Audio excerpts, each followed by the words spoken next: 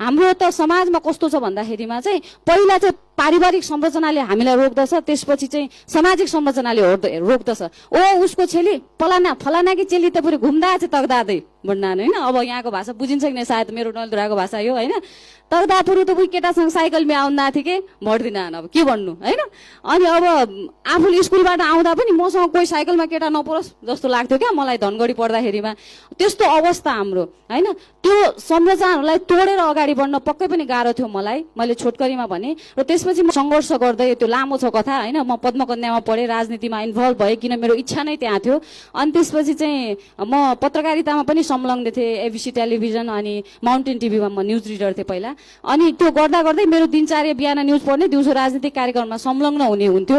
र त्यो सङ्घर्षलाई चाहिँ मैले आत्मसात गरेँ। किनभने चाहिँ मलाई कस्तो लाग्छ भने चाहिँ ब्यारियरहरू आउँछ, स्ट्रगलहरू धेरै गर्नुपर्छ, विभिन्न बाधाहरू आउँछन्, तर त्यसलाई हामीले उछिनेर अगाडि बढेनौँ भनेपछि आज के इन्करेज गर्न चाहन्छु भनेपछि चाहिँ महिला भनेको चाहिँ त्यस्तो चिज हो। मैले यो मोटिभेसनल स्पिकर पाकिस्तानको हुनुहुन्छ, उहाँको हेर्छु कि उहाँले भन्नुहुन्छ कि they see my disability I see my ability भने जस्तै कि। अनि त्यसपछि नै मलाई पनि कस्तो लाग्छ भने समाजले त हामीलाई चाहिँ डिसेबल सोध्छ। महिला भनेको घरमा बस्नुपर्छ, भात पकाउनु पर्छ, अनि त्यसपछि आफ्नो फ्यामिलीलाई घरमा हुन्जेल बुवाको मान माइतीमा हुन्जेल बिहे गरेपछि श्रीमानको पर्सदेखि लिएर अरू सबै थोक कहाँ कहाँ छ भनेर सोध्नु, त्यो चाहिँ म्यानेज गर्नुपर्छ सोध्छ होइन।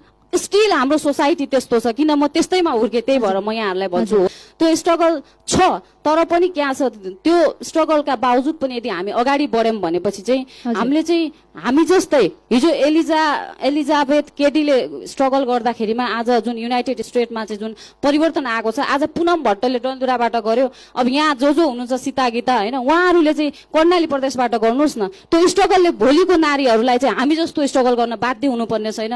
हामीलाई भन्दा बढी अधिकार प्रदान उहाँलाई राज्यले समाजले गर्नेछ।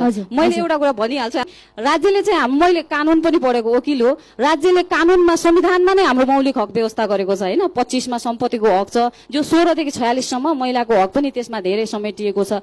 तर समाजले त्यो हकलाई चाहिँ सुनिश्चित गर्न दिएको छैन। जबसम्म चाहिँ सामाजिक चेतनामा वृद्धि हुँदैन होइन, जबसम्म समाजमा चाहिँ त्यो हाम्रो जुन हक संविधानमा र कानुनमा सुनिश्चित भएको छ, जबसम्म समाजमा सुनिश्चित हुँदैन तबसम्म मलाई लाग्दैन त्यो अधिकार हामीले पाउँछौँ भनेर। त्यस्तो हक पाउनका लागि जुन संविधानमा राज्यले सुनिश्चित गरेको छ, त्यो हक पाउनका लागि 62-63 पछिको आन्दोलन पछि हो है त्यो संविधानमा सुनिश्चित भएको पनि।